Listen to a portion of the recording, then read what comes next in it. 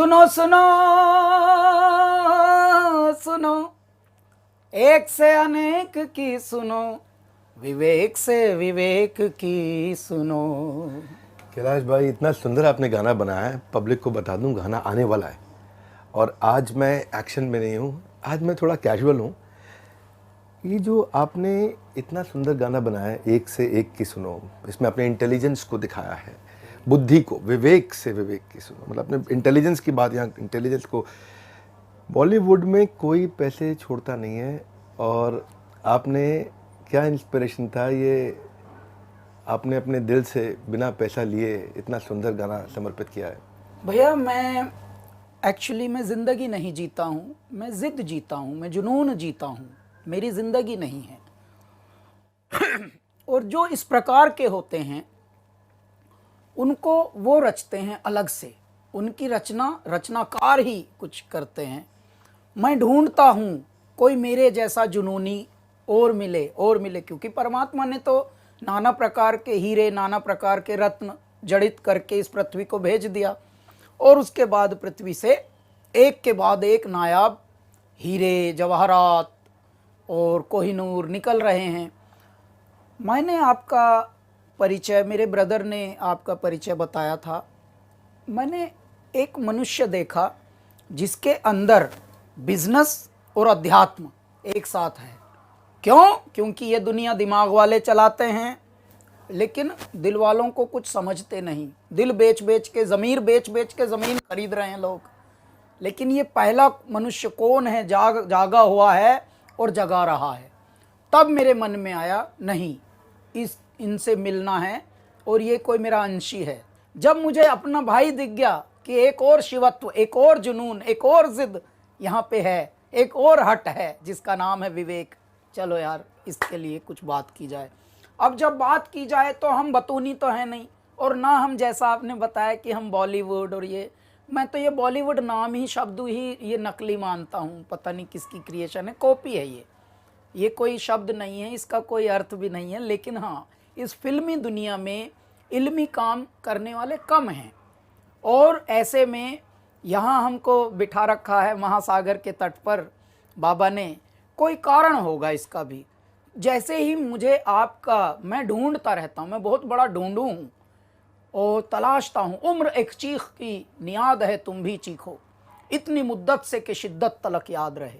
उम्र तो सबको मिलती है, ज़िंदगी सबको मिलती है, लेकिन कुछ उसमें ऐसे कारगर काम करने हैं जो मतलब लोगों को भी इंस्पायर करें। तो एक ऐसी इंस्पिरेशन वाली ज़िंदगी जब मैंने आप में देखी, तो तब मेरी आपसे पहली बार जब बात हुई, तभी मैंने ये लाइन गाई थी, एक से अनेक की सुनो, विवेक से विवेक की सुनो। तो आप अवाक हो गए थे। जैसे ही आप अवाक हो गए तो मुझे पता लग गया ये मेरा भाई है, वरना ज़्यादा एक्साइट होके बिखर जाता। और जो ज़्यादा वक्ता जो अच्छे होते हैं वो वही होते हैं जो सुनकार अच्छे होते हैं। आप में मैंने ये एक बहुत बड़ी क्वालिटी देखी, गुणवत्ता देखी, आप सुनते बहुत प्यारा हैं भैया। जो अच्छा सुनते हैं वही गुनते हैं, और जो गुनते हैं वही फिर गुनाते हैं, वही फिर आगे। बहुत प्रेम है हमारा, कई बार बातचीत होती है और बहुत अच्छा लगता है। और मैं क्या, आप जब बोलते हैं ना तो मैं नहीं, मतलब पूरा मुझे लगता है भारतवर्ष इसको ध्यान से सुन रहा होगा आज। हाँ, अब मैं आपसे एक मेरे मन का प्रश्न पूछता हूँ। कहीं ना कहीं यात्रा तो आपकी भी, हम लोगों की दोनों एक जैसी सी ही रही, लेकिन ये कहाँ से आती है इतनी विनम्रता? और दिल्ली जैसे शहर में भैया, जहाँ पर चवन्नी भी रुपये का नशा लिए घूम रही है, दिल्ली की तो बात ही अलग है। मतलब दिल्ली एक ऐसा शहर है, क्योंकि मैं दिल्ली का ही हूँ, हम दोनों दिल्ली है के हैं। वहाँ तो ऐसा है कि अगर अचानक ये कोई पूछ ले कि भाई मुझे तो जहाज़ लेना, अरे मिल जाएगा ना यार, दिला देंगे 1 मिनट में। वहाँ ऐसा, मतलब हर चीज़ के लिए कोई ना नहीं है वहाँ। तो जुगाड़ नगरी है दिल्ली। लेकिन ऐसी नगरी में भी आप इतने विनम्र और इतने शालीन कैसे बचे रहे भैया? 5-5 गिनीज बुक रिकॉर्ड आपके हाथ लगे हैं, और उसके बाद आप ऐसे दड़ूकते हैं जैसे कोई शेर दड़ूक रहा है अपनी मान से निकलकर। और मुर्दों में भी प्राण फूंकने की शक्ति आप रखते हो। जब आप बोलते हो तो धारा प्रवाह बोलते हो, जब आप बोलते हो तो अटक बेपलक ऐसे बोलते हो, और न जाने कितनों की अटकों को, भटकों को आप ऐसे झटके से उबार देते हो। आपका नाम मैंने उबारू भी रखा है भैया। और ऐसे बहुत सारे वाणिज्यकर्ता हैं, उद्यमी हैं, ऐसे बहुत सारे बिजनेसमैन हैं जो लघु स्तर पर अपने काम करते थे, लेकिन आपने उनको अंग्रेजी में, जिसको हम एंटरप्रेन्योर बोलते हैं, कईयों से तो ये इंग्लिश स्पेलिंग ही नहीं लिखी, हमसे खुद नहीं लिखी जाएगी। मैं लिखूंगा यार ये स्पेलिंग तो पूछूंगा, पूछ के यार बताना जरा एंटरप्रेन्योर की स्पेलिंग क्योंकि हम अंग्रेजी में उतने अंदर घुसना नहीं चाहते। मतलब हम अगर चाहें तो पार कर लें नैया, लेकिन हम हिंदी और संस्कृत में डूब रहे हैं पूरी तरह और उसका आनंद ले रहे हैं भैया। लेकिन आप ये कैसे संकल्प कर पाते हैं इतना भलेपन का? मैं पहले तो ये कहूँगा कैलाश भाई कि आपसे बहुत सीखना है, so much to learn from you. आप एक साधारण व्यक्ति को कैसे असाधारण बना देते हैं। मुझे लगता है आपके आसपास जो रहेगा वो इंस्पायर्ड और मोटिवेटेड रहेगा, क्योंकि आप इतना एनर्जी भर देते हैं। और एक सपना हम लेके चले हैं, एक सपना है जिसको पूरा करना है, और उस सपने में एक चीज़ पे हमने फोकस किया है कि जिस आम आदमी के लिए हम काम कर रहे हैं, उस आम आदमी को अगर एनेबल कर दे। भारत में बहुत शक्ति है, भारतीयों में बहुत शक्ति है, मेरे भाई असीमित शक्ति है, और उस शक्ति में आज फैसिलिटी की कमी है। जब अंग्रेज हमको छोड़ के गए तो हमारी जो जीडीपी थी, वर्ल्ड का कंट्रीब्यूशन उस समय 24% थी। अंग्रेजों के आने से पहले, उनके जाने के बाद 2.5% रह गई, यानी कि 1/10 करके चले गए में वो जी। हमारे यहाँ जो एवरेज एज थी ना, हमारे यहाँ एवरेज एज गिर के 27 रह गई। एक आदमी की एवरेज 27 साल की उम्र तक लोगों का देहांत हो रहा था, मृत्यु हो रही थी, लोगों को पता नहीं है बात ये। हम दुनिया की इकोनॉमी में बहुत बड़े कंट्रीब्यूटर्स थे जो समाप्त हो गए। अगर हमने पहले किया तो आज नहीं कर सकते क्या? वाह क्या बात भैया। तू जो चाह ले अगर, कदमों में तेरे हो शिखर, तू खुद पर यकीन कर। तू खुद पर यकीन कर। तो आप तो यकीन जगा रहे हैं सबका, बस खोया हुआ एक यकीन भी जगा रहे हैं, और साथ में उस यकीन का एक आधार दे रहे हैं उनको, उस ज्ञान का भी, बस कि वो कैसे स्टेप बाय स्टेप कर सके। मेरा भाई, हमने एक ना मॉडल बिल्ड किया, IBC, इंडिपेंडेंट बिजनेस कंसल्टेंट। लोगों को जोड़ते हैं अपने साथ में। किसी को कोई भी स्टार्टअप अगर शुरू करना है तो मैं आज एक बात सबको मैसेज देता हूँ कि स्टार्टअप शुरू करने से पहले एक बार वो IBC की जानकारी ले और बने थोड़े दिन। उसको हम इतना तराश देते हैं, इतना पीट देते हैं, इतना समझा देते हैं, इतना डांट भी देते हैं जब वो IBC बन जाता है हमारे साथ, इतना ट्रेन कर देते हैं, इतना कभी कभार छील भी देते हैं उसको, और इतना उससे लगा देते हैं कि वो 1 साल के अंदर किसी भी स्टार्टअप को तैयार करने के लिए खड़ा हो जाता है। ज़रूरी भी है। जिस मिशन को आप लेकर चले हैं, मैंने ये देखा है भैया, जो पहली मैंने एक लाइन दी थी ना कि मुर्दों में भी प्राण फूंक देते हो आप, अब मैं आपके लिए ये गाना गाता हूँ।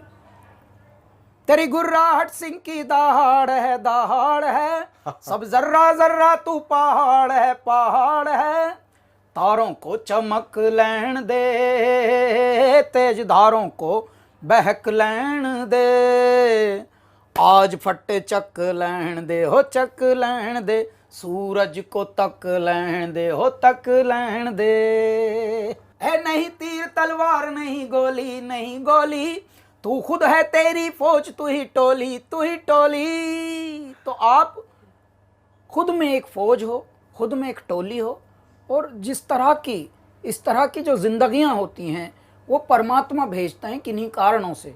और इसीलिए आपका जन्म, आपका पालन, आपका लालन और आपके अनुभव, ये सब जोड़कर, सब कुछ निचोड़कर तब बनता है विवेक। और बिंद्रा तो फिर बात ऐसी हो जाती है कि वाह भाई, बिंद्रा ही बिंद्रा। एक्चुअली कृष्ण कहते हैं गीता में, ददामि बुद्धि योगम तम ये न मामोपयांति थे, कि मैं बुद्धि योग, विवेक मतलब जो बुद्धि योग है, वो कृष्ण कहते हैं कि मैं स्वयं देता हूँ।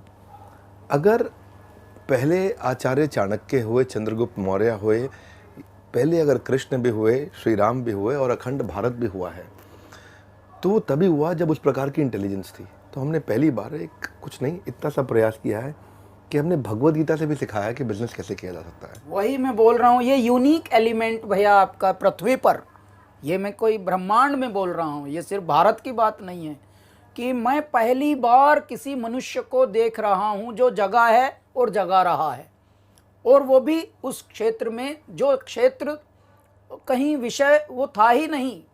मतलब आप व्यापार का, उद्यम का, अध्यात्म से दूर दूर तक कोई कनेक्शन नहीं था। ज़्यादातर लोग अपना सेहत बिगाड़ लेते थे, चालाकी, वाचाली, चतुराई करके पैसा कमाया, लेकिन कोड़ी कोड़ी माया जोड़ी, लेकिन जब एहसास हुआ तब रह गई आयु भी थोड़ी, शरीर भी, और सांसें भी थोड़ी। तो भैया क्या फायदा, तूने किसके लिए जोड़ा था ये? आपको पार्टनर बनाएंगे, तब आप मोटिवेशनल स्पीकर लेकिन इतने भैया बढ़िया हैं। आपने जैसा पकड़ा है लोगों को कि नहीं, बिगाड़ना नहीं है, बिगड़े को सुधारना है, आपने वो करके दिखाया। मुझे बहुत खुशी है।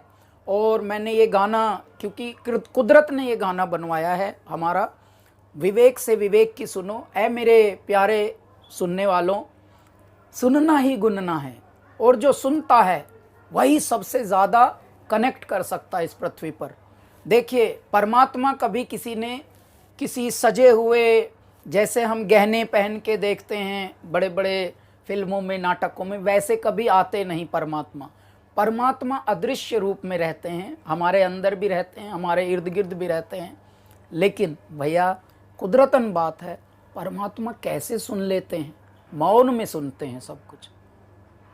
पद्मासन में ध्यान लगाए मौन है, वीराने में तपता योगी कौन है। नाद न कोई तार, न कोई नाद न कोई तारा, और डमरू कभी कभारा, अधमूंदी आंखों से सब देख रहा संसारा। तो मेरे बाबा ने क्रिएट किए हुए हैं आप जैसी आत्माएं, और आप जैसी आत्माओं को हमारा परम कर्तव्य है कि हम और बढ़ाएं और उनके साथ जोत में जोत जगाते चलें। उस यज्ञ में इतनी आहुतियां डाल दें कि वो यज्ञ अखंड यज्ञ बनता रहे, महायज्ञ बनता रहे। इसलिए हमको जोड़ा है मेरे ईश्वर ने। और ये जोड़ी, ये अब 1 और 1 11 की जोड़ी है भैया।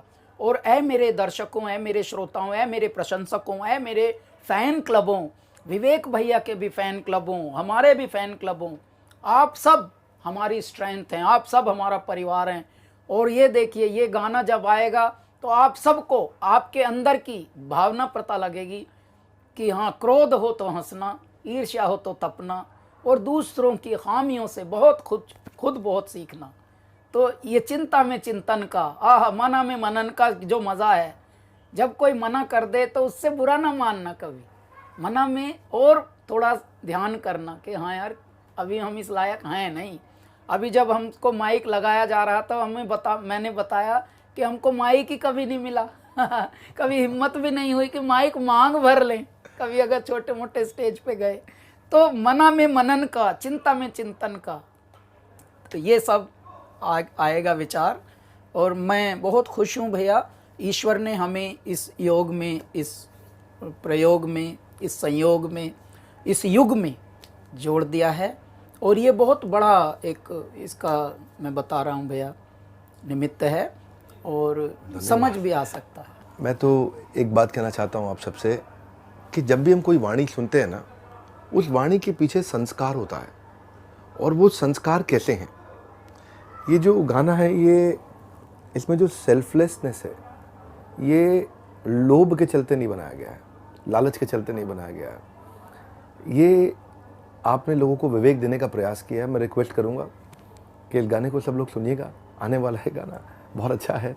और इसमें जो सेल्फलेसनेस है वो इम्पैक्ट करती है, क्योंकि जब जेब से निकली बात हो तो जेब तक जाती है, जब वाणी से निकली बात हो तो कान तक जाती है, दिमाग से निकली बात हो तो दिमाग तक जाती है, पर जब दिल से निकली बात हो तो हृदय परिवर्तित कर देती है।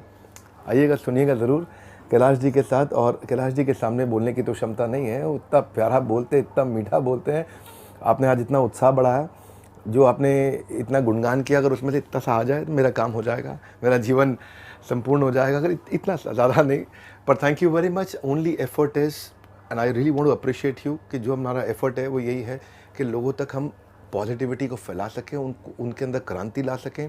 छोटा सा message, stay hungry, stay foolish. Steve jobs ने बात कही थी, कई लोगों ने किताब भी लिख दी, भूख होनी चाहिए, स्टे हंग्री, तभी व्यक्ति जब भूख होगी तो सीखेगा। स्टे फुलिश, अपने आप को बहुत बुद्धिमान ना माने, विनम्र बने, अच्छे से बने, तभी वो विवेक प्रवेश करेगा। Stay hungry and stay foolish. इतनी दूर आया हूँ यहाँ रहने के लिए नहीं, और आगे जाने के लिए, आप लोगों के साथ मिलकर और आगे जाएंगे। धन्यवाद कैलाश भाई, आपने इतना उत्साह बढ़ाया आज हमारे चैनल पे आके लोगों का, और लोग वेट करेंगे आपके इस सुंदर से गाने का जो आएगा।